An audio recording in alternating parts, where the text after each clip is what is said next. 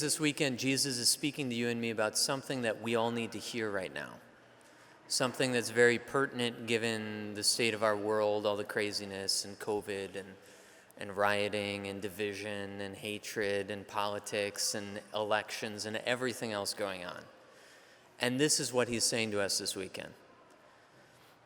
That even though he can do stuff, big flashy things, he can calm storms, he can part the Red Sea, he can do all these huge things. What he's really after is the conversion of the human heart. The biggest thing he actually does isn't this massive, cool, flashy stuff, but it's the converting of each individual heart. And that he wants to come down to each individual. So in the first reading, we get Elijah. And Elijah's just, they're fun stories. If you're trying to read the Bible, most people who try to read the Bible, they start at the beginning of Genesis, and then by the time they start going through some of the law and stuff like that, and God starts telling Moses, that on Tuesday afternoons you can't sacrifice your sheep if it's cloudy outside or something like that. You're like, okay, this is really boring, and you put it down, and then you're done, and you don't really get past that point. Well, if you want to start reading the Bible again, pick up Kings, 1st and 2nd Kings, and start reading about Elijah, because they're fun stories. So in today's reading, Elijah is out on a mountain because he's running away from Jezebel, the queen of Israel, because she wants to kill him. Because he had this little competition with all the prophets of Baal. They went out into the middle of the field, and they had this big competition. You remember this story. Let's stack up a pile of wood over here, pile of wood over here. You pray to your God, your false God. Elijah, he says, I'll pray to the God of Israel, and whoever starts the fire for us is the true God. And they're all dancing around their fire, and they're cutting their wrists, and, singing to their God and trying to offer sacrifices. And Elijah is mocking them. He's like, maybe he can't hear you, sing a little bit louder. Maybe he's a God. Maybe he's sleeping right now. And then nothing happens. And then he has all of the men of Israel douse his giant pile of wood in water till it's soaking wet, till there's standing water at the bottom. And then he prays the God of Israel, and he starts the fire. Jezebel gets really ticked off. She chases Elijah. Now he's off on the mountain of Horeb, and he's so terrified of her. He's praying to God, please just take my life now. I don't want her to catch me. And it's at this moment that God comes to him. And in the reading today, these various sort of waves come past him. An earthquake comes past him. A raging wind that's crushing rocks goes past him. And then a fire cloud goes past him. And yet, even though God can do all these impressive things, at that moment, that's not where he is. And it's not that he can't do those things or doesn't do those things. He just did a few chapters earlier. The column of fire coming down from heaven, that was God. That's how he was working at that moment. But what God is doing with all the prophets, and Elijah is the greatest of the prophets, is he's starting to reorient us from the cool, big, flashy stuff of the Old Testament, the miracle of the giving of the commandments on Mount Sinai, the parting of the Red Sea, all of these massive things, and to reorient us towards what God's ultimate goal is. And what is that? It's the conversion of hearts. And how does he show that to Elijah? By coming to him not in the flashy stuff, but coming to him in this soft whisper, the whisper that speaks directly to the heart. And this is important for you and me, because right now, with so much craziness going on in the world, it can be tempting to get distracted by all this stuff. And sure, is the devil behind some of it? Yeah, absolutely.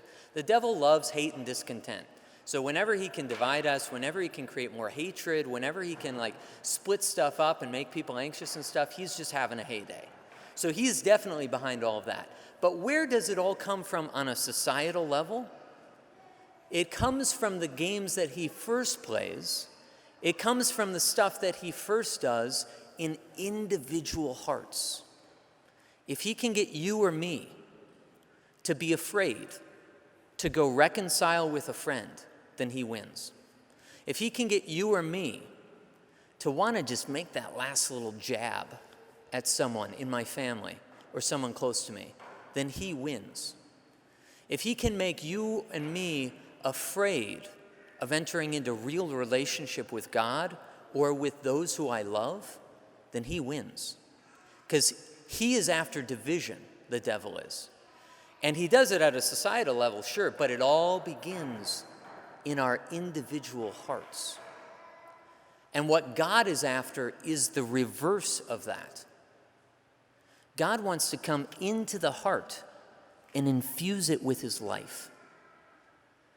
But the hardest thing is we have to let him do it.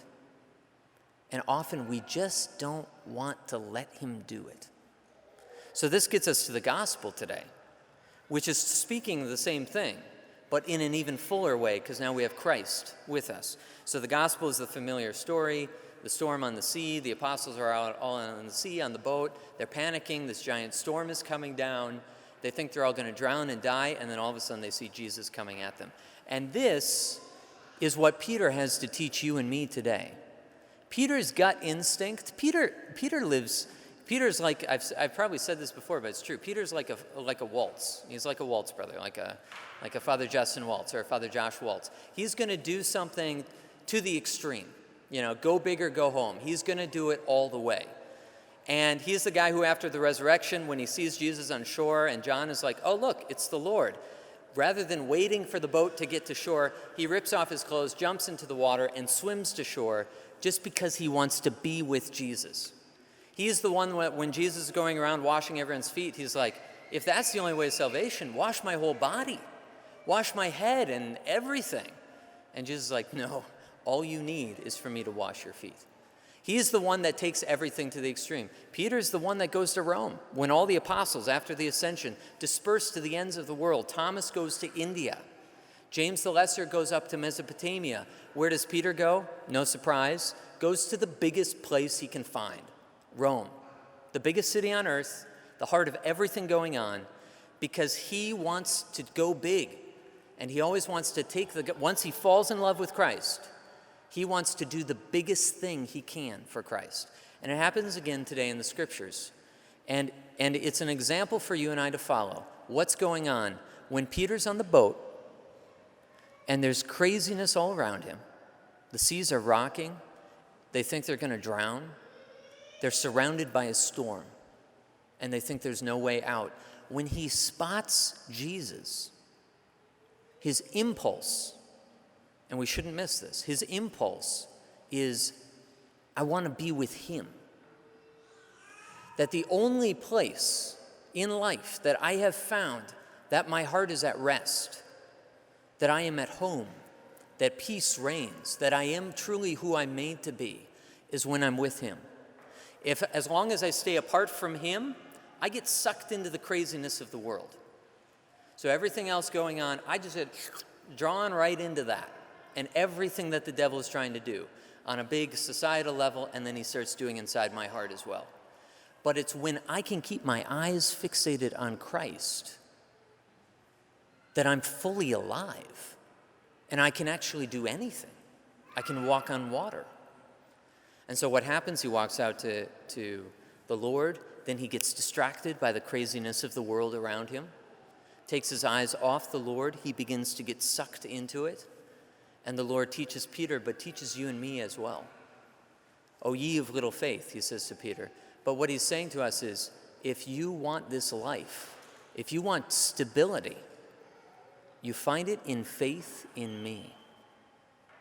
So today again, as we come to receive Jesus, we have the opportunity. It's as if we're approaching him.